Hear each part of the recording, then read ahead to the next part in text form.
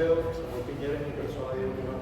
Vamos a hablar sobre el laboratorio 5, en este caso sobre las plantas de control para valores individuales y rangos móviles. Pequeño contexto, como sabemos, se trata de un proyecto de, en este caso, remodelaciones. Y queremos medir los tiempos de actividad que se vienen siendo armado, desarmado, enchufes. Sabemos que para el armado son 4 minutos, desarmado 2 minutos y discrepancia de 30 segundos. En términos generales, muy rápidamente se ven unos tiempos muy altos al principio, que van disminuyendo, que se van básicamente sentando a cerca de 2 minutos en total, lo cual es bastante bajo en comparación a todo lo que buscamos, pero vamos a analizar eso después. Lo primero es las cartas XRM, sabemos que es una confianza del 95%, de 2.2, y que en este caso hay que hacerlo para los tiempos totales y para cada actividad. Lo primero que hacemos entonces es calcular los MRI, sabemos que restamos el valor con el anterior, entonces el primero lo tiene, pero luego que calculamos todos los MRI, calculamos entonces el R barra, coloqueamos todos esos valores. En este caso nos dio 25.31 y con eso ya podemos empezar a calcular los límites. Sabemos que el límite inferior es 0, el límite superior es 326.86 por el R barra y calculamos todo. En este caso, la carta al principio tiene un dato atípico. En este caso vamos a calcular una vez y curiosamente hay un dato atípico después de esto, si no estoy mal, en otra carta. Pero calculamos una vez y llegamos a que el R barra de los tiempos totales va a ser 23.29. Luego hacemos su carta X. En este caso tenemos la fórmula, la adaptamos porque sabemos que es 95% el valor de confianza y nos da que el límite inferior es 103.28, el límite superior es 184 y el X barra a principio es 143.75, pero tenemos muchos valores atípicos. Depuramos una vez y curiosamente esta es la única carta en la que un valor cae por debajo del límite inferior. Entonces depuramos también el último dato que es el límite inferior, está pasando por debajo. Depuramos de nuevo, depuramos 2 veces y digamos que el X barra es 136.06. Hacemos lo mismo con las otras actividades. Esta es la carta final para los tiempos de armado del RM. En este caso depuramos 2 veces, su R barra 14.11, con su X barra 89.84, otra vez depuramos 2 veces. Entonces nos damos cuenta de que hay mucha depuración. Lo mismo para el desarmado. Curiosamente, esta fue la única carta que no depuramos en ningún momento. El RM pues, nos da 9.80, bueno, el R barra nos da 9.82. Y esta es la única que nos daría a pensar que el desarmado es el proceso más estable. Pero cuando calculamos su carta X, depuramos una vez también y nos da que su X barra es 50.25. ¿Cómo analizamos esto? ¿Están bajo control o no están bajo control? A principio vemos que hay una decaída. En la primera carta, en los tiempos totales, vemos un patrón descendente. En este caso lo asumimos como una curva de aprendizaje, como vimos, caemos por debajo del límite inferior. Entonces, estos patrones descendentes nos lleva a pensar que está fuera de control. Depuramos más de una vez, en casi todas las cartas, solamente en una no depuramos. Entonces, en términos generales, todas están fuera de control. Pueden ser en algún momento. Entonces, los parámetros de dispersión y centramiento, en general, cumplen con lo que se buscan los valores nominales, están muy por debajo, así que sabemos que en cierto punto puede que estén acordes. Sin embargo, ¿qué implica que ponemos estos valores con estas cartas? Que estamos tomando datos que están sesgados, están inflados y básicamente no son adecuados, no son confiables para lo que estamos buscando, porque hay muchas causas especiales, hubo mucha depuración. Entonces, esto también nos lleva a pensar que cuando vamos a calcular la capacidad real, la capacidad potencial del proceso, va a estar bajo unos datos de medias, de dispersión, que en realidad no son adecuados, no podemos tener una certeza de que van a estar bien. Y en este caso, bueno, como sabemos, eventualmente puede que cumplamos, a pesar de que la capacidad, las medias y la dispersión puede que no sean las más adecuadas para representar nuestro proceso. Bueno, una vez teniendo estos parámetros estimados, podemos determinar lo que viene siendo capacidad potencial y real de cada actividad. Para el caso del armado, como podemos ver, la capacidad potencial nos indica que nuestro proceso no cumple con los límites de clasificación. Para ello, realizamos el CTKI y el CTKS y nos notamos que hay un descentramiento en el límite inferior. Lo que nos quiere decir es que la medida de nuestros datos se encuentran muy distante de nuestro límite inferior. Por lo tanto, en términos del proceso, eso nos quiere decir que los tiempos que llevamos a cabo en el proceso de armado fueron muchísimo menores. Y en términos de producción, pues sí, eso es parte del problema porque estamos produciendo cada vez más rápido, pero eso no nos da la certeza de que el proceso se está haciendo efectivamente. Por lo tanto, nos puede dar como que la incertidumbre de que pueden haber piezas o ¿sí?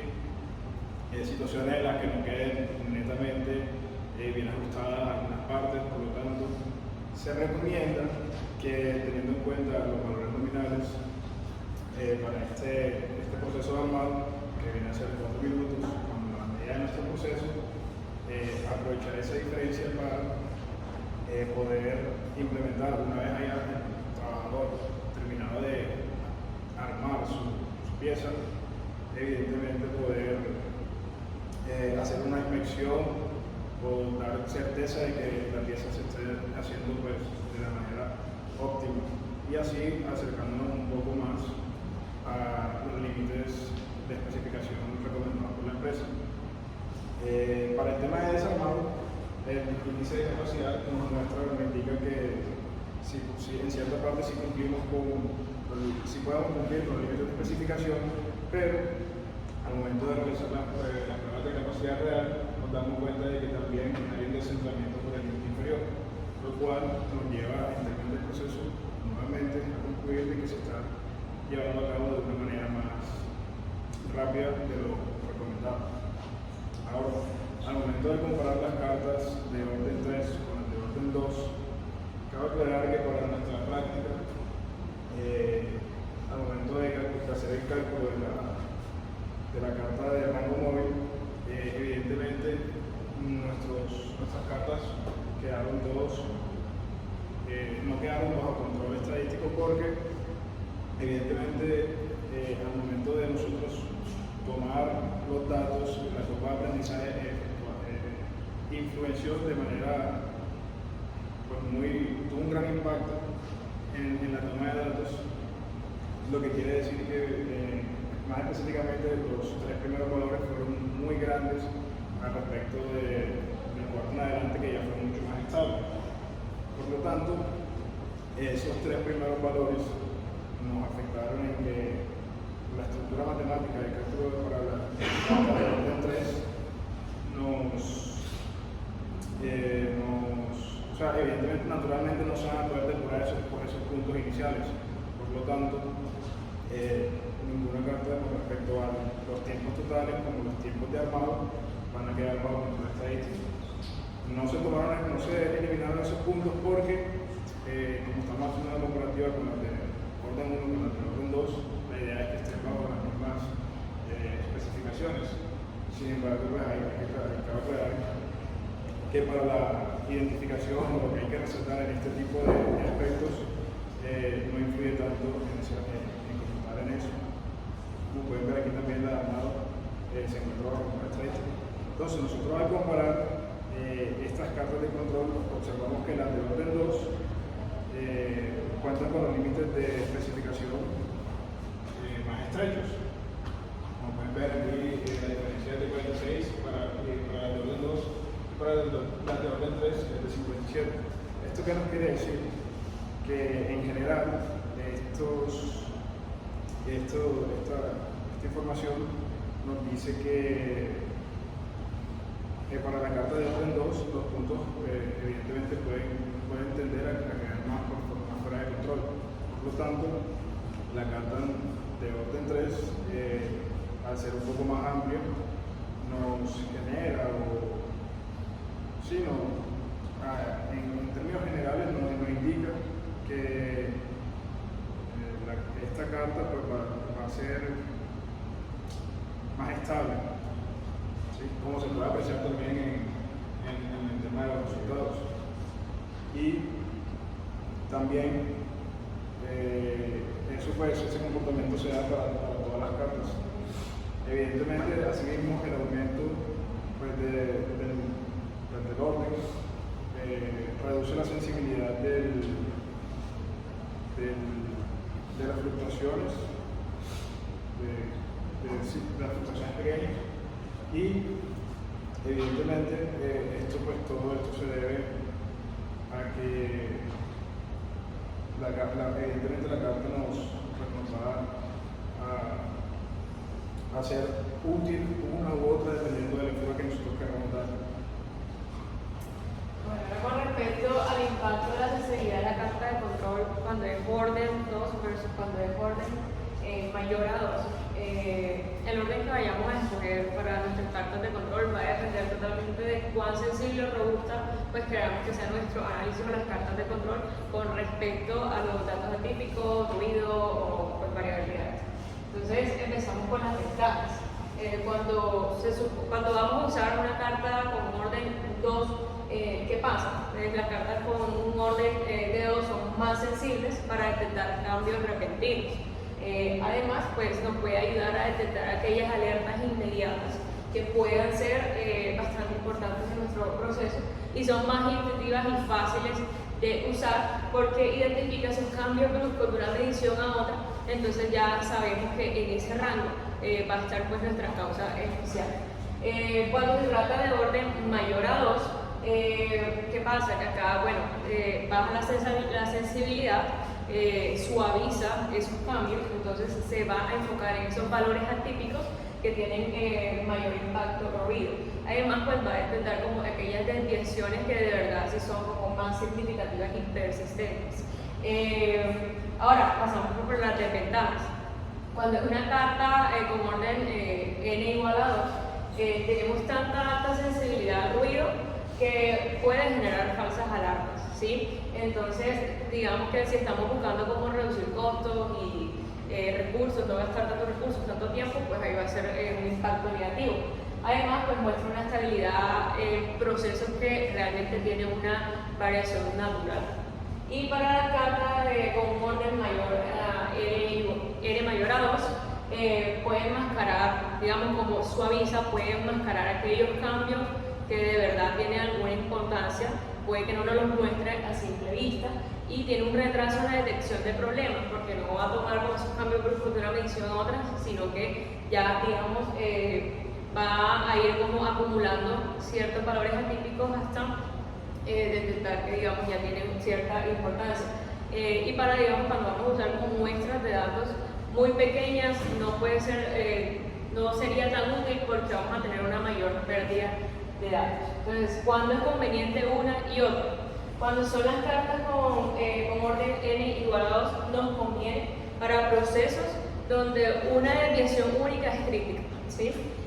También cuando estamos iniciando un nuevo proceso y de verdad queremos como conocer mucho a fondo cómo se está llevando a cabo este proceso y vamos a estar súper pendientes de cualquier cambio que pueda suceder, es bastante útil y es ideal para aquellos procesos productivos donde, digamos, ya están estandarizados, se manejan por medio de máquinas o robots, porque digamos que cualquier cambio que pueda suceder ahí puede significar que algo está fallando con la máquina.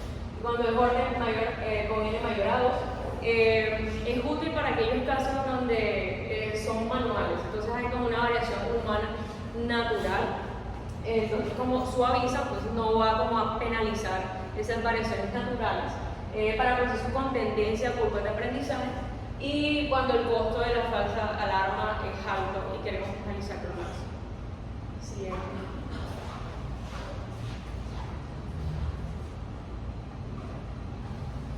Bueno, entonces, ¿se cumple con la promesa o no se cumple con la promesa? Ahí tenemos pues, los resultados con respecto al armado. Tuvimos un resultado de 89.9 segundos versus el objetivo que era 2.40 con una discrepancia de más o menos 30. Realmente no entramos dentro de ese objetivo, como decía mi compañero, tanto para armado, desarmado y ya en total los tiempos fueron mucho menores de, digamos, el valor nominal que teníamos o las expectativas que teníamos.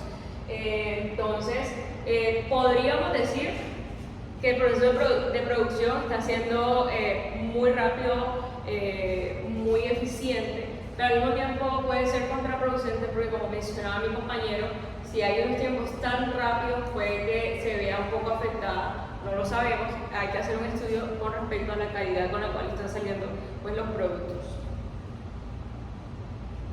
Entonces, ¿cuáles son estas conclusiones o hallazgos principales?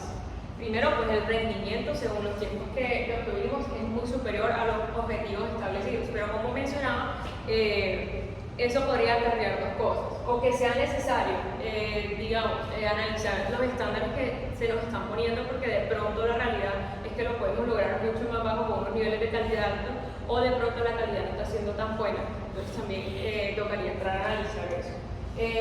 Independientemente de que los tiempos nos dieron bastante bajos, pues tuvimos un proceso inestable específicamente en el armado, como mencionaban nuestros compañeros, por la curva de aprendizaje en nuestro caso. Entonces, ¿cuáles son nuestras recomendaciones ya para finalizar?